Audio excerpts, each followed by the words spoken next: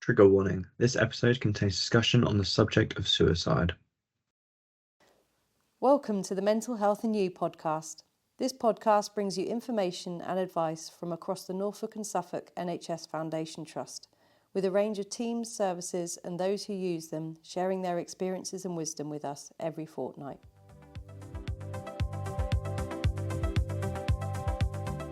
Right, I'm here this morning with a group of people, fellow veterans. We'll just introduce ourselves and a serving member of the Armed Forces. We'll just introduce ourselves and then we're just basically going to talk through a few things that have happened or happen when you leave the Armed Forces and the struggles that people may have had along the way. So my name's Wayne Ward. I work for NSFT. I am the Armed Forces and Veterans Practitioner for the Veterans Integrated Service, which is NSFT's own veterans mental health team. I served 31 years in the Royal Anglian Regiment. Hello, my name's Keith Reeve. I'm an ex-veteran of all three services. I started off in the Royal Marines, broke my leg in there, didn't get through training, then went to the Royal Anglians, the TA. Served 2 years with them and then served 6 years in the RAF regiment. But yeah, I've been in support of mental health, having suffered, and can't thank what Wayne and his team have done enough. My name's Dave Billings. I served for 12 years in the Royal Air Force as a firefighter. In 1991, I attended an incident that resulted in me getting PTSD. That wasn't diagnosed until 2016, and I've struggled with it. I've been a couple of times where I've hit rock bottom, but just starting to attend a group that started to change around, and now I'm getting more and more involved in the group. It's helping me a lot. Yeah, hi. My name's Mick Green. I have served as a soldier and officer from 1983 to the regular service in 2013, when I joined the Army Reserve as a full-time reserve. I'm currently serving as a full-time reserve in the capacity as a welfare officer for the 3rd Battalion. I've worked closely with Wayne, integrating some of our veterans as they transitioned from regular service, from reserve service, back into the civilian community. And I think the wraparound care that we have now, particularly with NFST, is there to help everyone, and we can grow from that. So if you want to start first, Keith, and just a quick sort of like snapshot of what you thought it was going to be like when you were leaving the RAF regiment and what it actually was like for you. When I left in 2008, the conflicts in Iraq and Afghan were still quite in the media, in the public eye, and not for there. But I left for my then wife because she gave me an ultimatum. She couldn't cope with the constant tours and stress. And strangely today, is actually the 7/7 terrorist attack, the anniversary of the bombings in London on the underground and the bus. My then wife was actually pregnant, and I didn't know if she was in London that day, and I was in Iraq that day. The tables had kind of turned because it was the first time we felt how they felt. And you kind of held your breath until you knew that they were safe. But yeah, it's a long process to admit that you need help. There was quite a stigma around before. I've had loads of help from lots of different charities, but this is like a turning point, especially if you meet someone who's experienced some of the things you have, and you don't necessarily need to say things on there. So, but yeah, the transition to Civvy Street has been quite a difficult one in Civvy's understanding on there. I remember when I first got treatment, some of the NHS staff were in tears before I'd even managed to talk about some of the major things, you know, and I just felt that I couldn't tell them anymore because I didn't want to upset them anymore. But yeah, it's come a long way. It really has. Cheers for that, Keith, and for sharing those bits. Mr. Billings, what were you expecting when you were leaving the RAF, and what was it actually like? I think life in the military in general, you're recognised on your performance, and I just thought that's going to carry on. There was no reason for me to think otherwise. You work hard at your job, you get recognised. That could mean promotion, that could mean extra responsibility. And I didn't understand that's not how it normally works in Civvy Street. Your work hard doesn't always get recognised in the way that it should in terms of promotion or security or stability. That's something that I've always struggled with. My PTSD has affected how my relationships have developed and how I've maintained them.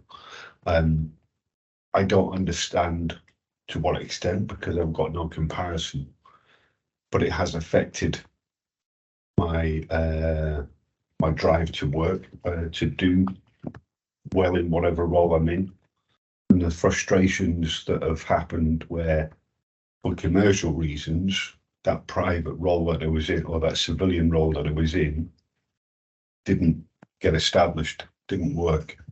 And that's always been a struggle for me. And it just seems to be that I've been through ups and downs of starting a job, working well, getting recognised within that role, and then it all falling apart, and then having to start again. And when I first met Wayne, one of the things I said to him was, I haven't got the fight in me anymore. I can't do it anymore. And that was, I was at my lowest then. I was at work one day and found myself sat in my car, and I was planning I was going to take my own life. Which was the wake-up call that I needed. The next day, I walked in to come back to coffee and said, and ordered a coffee and a chat. And from there, it's in recovery. Lovely. Thanks for sharing it, Dave. Myself, I think I was expecting everything to, when I left the army, to be in the same place it was when I joined the army, as in friends, people you know, family and everything.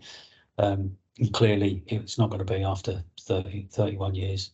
So, and I also struggled a lot with, like, touching on like what you said, Dave, when you're in the forces, no matter what job you do, no matter what rank you are, you're an important cog in a really big machine. But it doesn't matter how small that cog is, you're important. When you leave, you're not an important cog where you feel you're not an important cog in any machine. There's not, you know, you're so used to getting things done, and things in the forces so kinetic.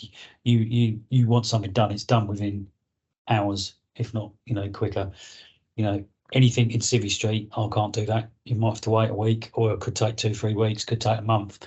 And I also struggle with people's work ethic, not because there's anything wrong with people's work ethic, it's just values and standards from the armed forces, selfless commitment, you know, and you know, you're paid to do a job. You're always told that in the armed forces, you're paid to do a job, you do it to the best of your ability. If you don't like doing that job, leave. And it's not civilians, people's fault. It's just the way I'm now made up, and it's my values and standards. And I had to, took me a bit of time to realise that everyone has different values and standards. And having served in the armed forces, your values and standards are totally different to anyone who hasn't served. And that's something I had to get my head round, rather than keep saying, oh, why aren't they doing that? My partner pointed out to me, it's not their fault. you're just expecting them to be at the same have the same values and standards as you've got, and they haven't. It's just the way of the world. It's just the way it is. I'm a lot better now. I think I'm very lucky in the role I do, working and supporting fellow veterans, and I wouldn't want to be in any other job at this moment in time. Mick, have you got anything you want to add to that? Or? Yeah, I will do, actually, because you kind of like bring out a point that I can absolutely recognise. You know, what some people have done, setting up Combat to Coffee, the output from that, the inclusivity is kind of fundamentally, that's a success network where veterans can grow, like-minded people who can talk in the language that people understand and reach out to get help. Yeah. I think fundamentally we need to grow that across the region more. Totally agree. Absolutely. I found it was so much easier just to be able to walk in and say, can I have a chat, rather than pick up the phone. That picking up the phone, that's a big barrier. I don't know why. I don't know what it is, but that's an admission that you've got a problem. Whereas just walking in and say, can I have a coffee and a chat with somebody? It's so much different and made it so much easier for me in that situation. And it might be that, you know, we're kind of fundamentally having a multi-agency meeting here today to talk about other kind of people in support. Maybe we kind of take that meeting into there one day. Don't know. Yeah. You know, just so we can widen people's understanding of what's available there. Yeah, I absolutely agree with you. That model of the Combat to Coffee, Combat to Coffee itself has to succeed. 100%, it has to succeed. And that model should be rolled out as far as possible. I think NSFT have sort of done that with their crisis hubs, and their it's having that realization that you're all there to help each other, and if you work together, you can achieve a lot more than working in silos.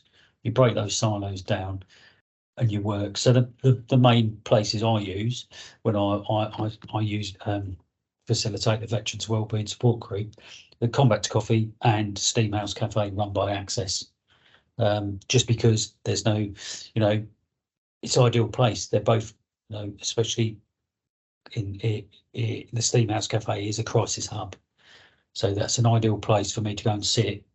And for veterans, when they come in, oh, did you the staff go, are you aware we have a veterans group here on this day, on that day? You look at when we had the bike ride the other week, and we had the stall on the Saturday on Armed Forces Day. The amount of people that didn't know Combat to Coffee was there, or didn't, who were amazed that there's a veterans group. And then a week later, 2 weeks later, we're looking at 20 veterans attending the Tuesday group. It was absolutely heaving there on a Tuesday. So that's it's word of mouth and getting out there. And I think if the more we push it, and I think, Mick, you're absolutely right. I think we do need to have the multi-agency meeting and have all the agencies meet and Combat to Coffee. We'll just get it open on a Monday or whatever day, or we'll change the day and we'll all meet there. So moving on from that, Keith, what support are you getting now, and what effect has being a member of a group full of veterans had on you, and how have the events helped?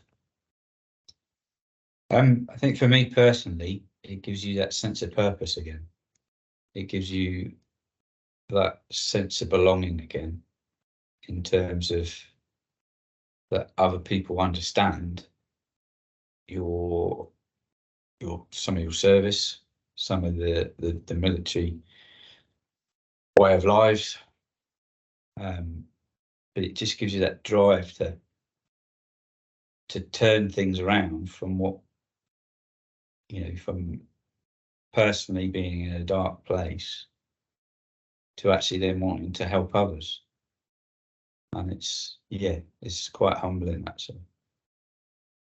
So how to have get involved, how, like the event we did the other week, the bike ride, and then on the Armed Forces Day, how has that helped you doing that then?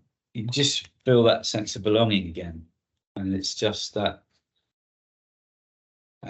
that you're useful again, you know, in that terms. Some of us couldn't ride because of injuries or ill health or what have you, but we could help out in other ways. And that's the same thing of how it used to be in the military, that everyone helps everybody else. Yeah. And there's a network in place for that. But yeah, trying to turn the negatives into positives. Yeah. Definitely. And it's everyone having a role. No, you know, So, if you, even if you couldn't carry anything, you could still stand there and talk to people, or hand leaflets out, or you know. But that is absolutely probably the most fundamental point of the NSFT veteran wellbeing support groups, are to stop social isolation and to have that sense of belonging. As soon as you get that sense of belonging, you hit the nail on the head. That's it. You know, when you leave, I think the best way to describe it, when I left the army, it was almost like it was a bereavement. Something had died and I'd lost something. But then when you get involved with fellow veterans, you get that back, and it starts to get back on track. What about you, Dave? You played a pivotal part in that. You were my 2IC, my right-hand man. So I was going to say, when I left the Royal Air Force, I didn't know it at the time, but it was my PTSD that was driving that decision not to re-enlist. I just knew at that time that I wanted to get out. I didn't want to be or have the potential to put myself back into that position, back in that scenario that caused my PTSD. So that's why I left. So I didn't have this, I'm leaving this big family scenario. I was escaping. But being part of this veterans group, there's certain parts of everyone's story that are difficult to talk about, but within that group you don't have to say it, because everybody else already knows that those points that you struggle to bring up and struggle to talk about.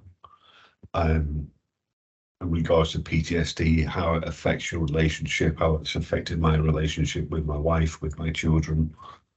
Being part of the group and getting more involved, Wayne, I think, recognised that I needed a little bit more to get involved in, a little bit more responsibility, and that gave me a satisfaction because somebody was benefiting from what I was doing. And it was enjoyable, it was a good laugh, and it was, Wayne had called me up, we need this and this and this. And it was almost like back in the military, right? Okay, I know what the objective is. We'll go out and sort it and make a few phone calls, and we ended up with some banners and some flags, a coach that we didn't need. But it was good. It was, you set an objective, you work towards it, and you achieve it. That just feels good in doing that. Awesome. But John, is there anything you want to add to the mix? I think it's just recognising that the strengths of that group do exactly that, and it brings everything together. I think we've all got a kind of job to reach out to our own little communities to make sure we're plugging everybody along together. Yeah, it self-perpetuates. Yeah, I think the lovely part about the group as well, you have veterans who are open to NSFT and have support from either a community mental health team or the Veterans Integrated Service. But then you also have veterans that come along because of the social isolation. But then you have veterans like yourself, Mick, or you're still serving, but people who want to be part of that just because of what it means to them, like yourself and Davey. You're staunch supporters of the group and always have been. And I'll take this opportunity now to thank you for all your support. It's been amazing. Is there anything anyone else wants to add while we're here? It's that social isolation that was starting to really take a hold of me. I never told anybody about the incident that caused my PTSD for 25 years. I didn't speak to anyone, not even my wife, because at first I didn't recognise it, and then as soon as I did recognise it or became aware of it, it was difficult to talk about because I was always trying to protect the other person. I don't want to tell them anything because I don't want to, as Keith said before, I don't want to upset them. I don't want to transfer my trauma over onto them. So I would always hold it back. I heard somebody say something about a veteran. And a veteran's like an open book, but you never get the full story. But you don't need the full story within that group because other people already know the different bits and pieces. And that just makes it easier to sit down and to talk with them and I think you're absolutely right. I think there's a big difference between empathy and sympathy. Walking in the same shoes that someone else has trod, or most of the group have trod. Like you say, you don't even have to say it. You said it earlier on, Keith. You don't have to explain it because you just tell me, I know. We, don't even have to go into any depth because you get it. And I think that's one of the biggest drives of the group. And obviously, we hope that the groups go from strength to strength. Mick, is there anything you want to talk about from people leaving the forces and then? Yeah, I do think we could do a little bit more to make sure that seamless transition is kind of overarching and make sure that people aren't dropped. And every kind of regimental duty, working tirelessly hard to make sure that happens. What I think we don't do is we don't have the civilian practitioners to come into that kind of piece earlier to say this is what's going to happen when you leave. It is my intent, if I'm going to look enough to kind of get the appointment I want, to be able to do some remedial action on that and kind of close that for my particular kind of part on that. Just to talk to regular people who just come to the end of their service to say, this is what to expect, but this is where to go and get the support you need. I think leaving the military, even the service is very different depending on the service you're in. Because of the structure of the army, the way that it's set up with the regiments and corps, there's a lot of family type support from within the regiment that you belong to, and that's it. You join that regiment, and normally that's it until the day that you leave, and that's a very family orientated environment. The RAF, you're an individual, so it works. The RAF works better in terms of that global or that global sort of umbrella of support. And the Royal Air Force Benevolent Fund, anybody can call up. The Army don't really have that, but where they come into their own strengths is that regimental support or regimental associations. So leaving the military can be very different depending on which service you're in. Yeah, that's a good point, actually. I think when you initially leave and you hand your identification in, part of you changed from that moment. Yeah. It's quite a moment to hand that card in, and it depends on how you are treated. Yeah. In how that affects. Yeah. Literally seeing your card cut up in front of you, and then just like, if you had a good time, like you say, if you really enjoyed it, you're like, it is but you begrudgingly hand it over. You don't want to hand it over because you want to keep hold of that you want to suck every last second of being in the forces.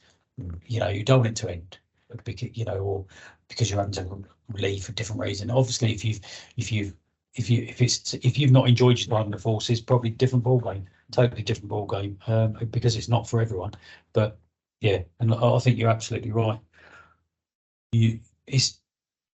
I served 31 years in a regiment, a Royal Anglian Regiment, and everyone knows everyone. Everyone it's a big, huge family. As my dad was Royal Anglian, so my granddad was Essex Regiment, my great granddad was Essex. So you are right. We move round. I've got people I serve with and I know, and I still keep in touch with. I've known for 30 odd years, 34 years, because we move round together solidly for that whole time frame. You're in a corps, it's a bit like being in the RAF to a degree, because you move around individually. You don't always move around together. So regiments like in the infantry, yeah, it's not a big family, and I think you hit the nail on the head. Yeah, it's, if you leave a regiment, then you're leaving people that you've known, friends, that you've known for donkey's years. Yeah. Within the Air Force, there's a lot of specialist roles, there's a lot of technical roles, and then there's a lot of specialist roles. When I left the Air Force, there was less than 600 firefighters in the entire Air Force. It's not a lot. There is RAF Firefighters Association, but it's a social association rather than a welfare and supportive thing. But I think it is very different for the service leaver. I don't know what the Navy's like in terms of leaving for service leavers, their level of support, but I just think there's that one-to-one contact that a soldier leaving a regiment rather than the corps is it's a lot better. Going back to something you said earlier on, it's just hit me when you said about 2007 for the 1st Battalion being a really a bad year. Obviously, I was still in the 1st Battalion that time, and I think we're talking about the family, regiments in the army being a family, and I think that's why it hit everyone so hard, is because everyone knows everyone.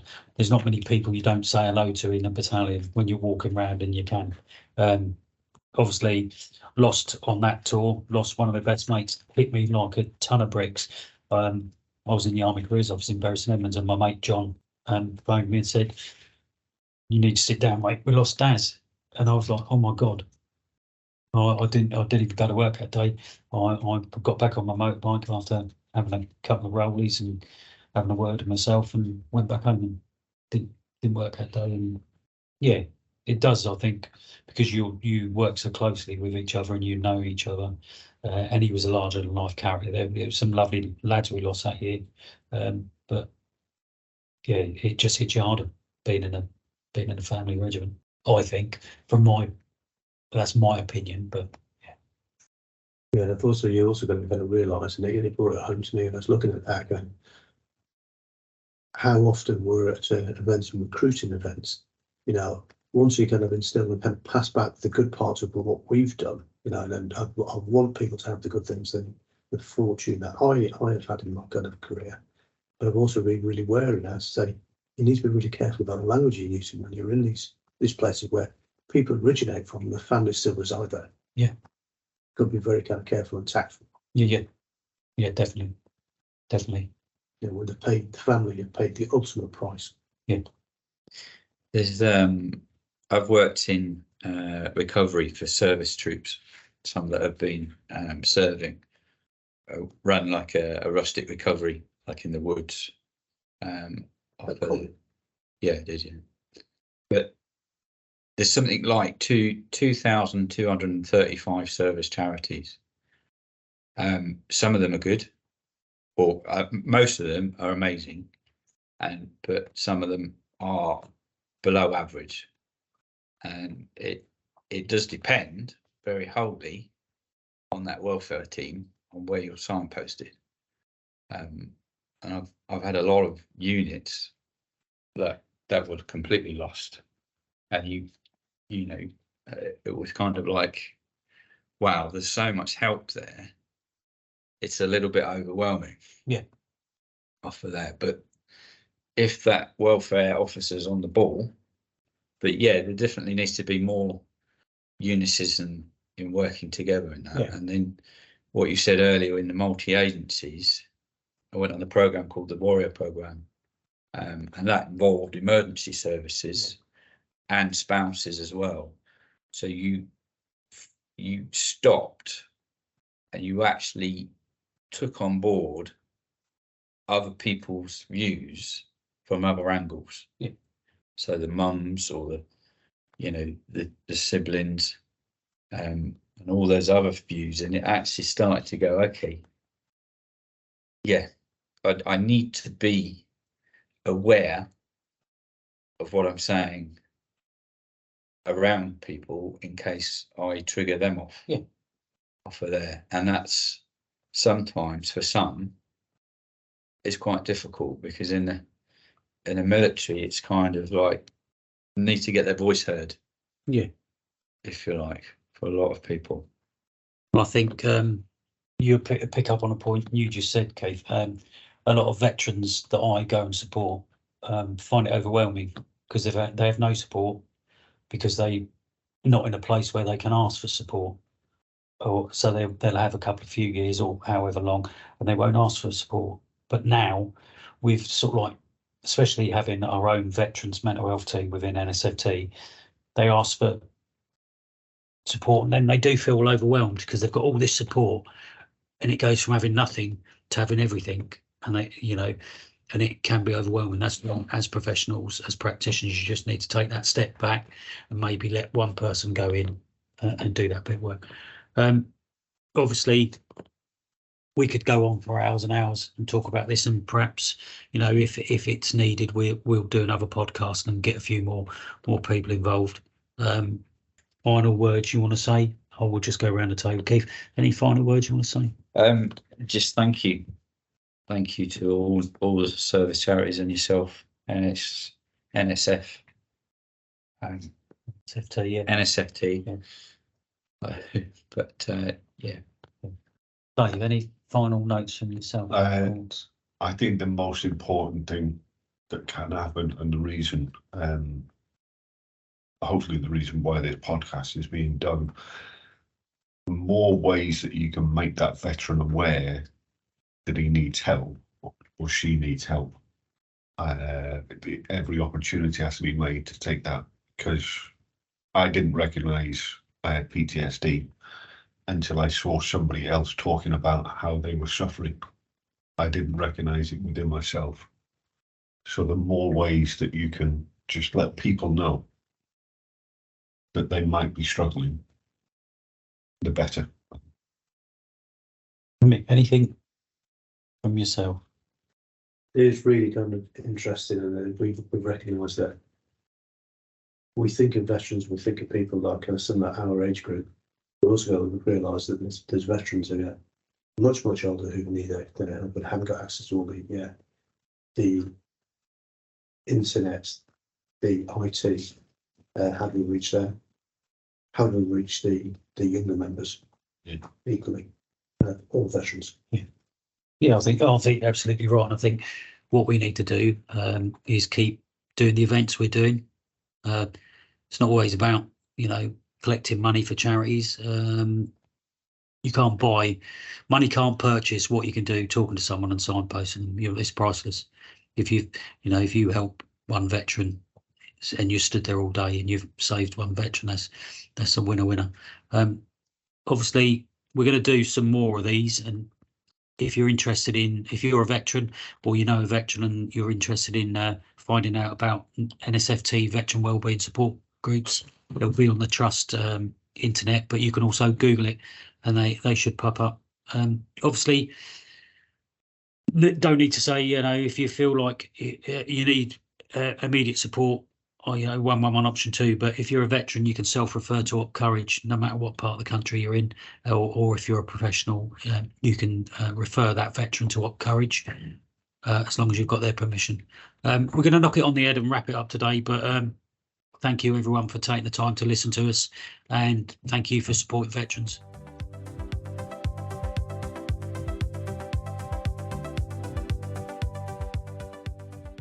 Thanks for listening. Please subscribe to make sure you don't miss a future episode. Let us know what you thought of this episode by reaching out on social media. If you haven't already, listen back to previous episodes to hear some of the best mental health advice for you.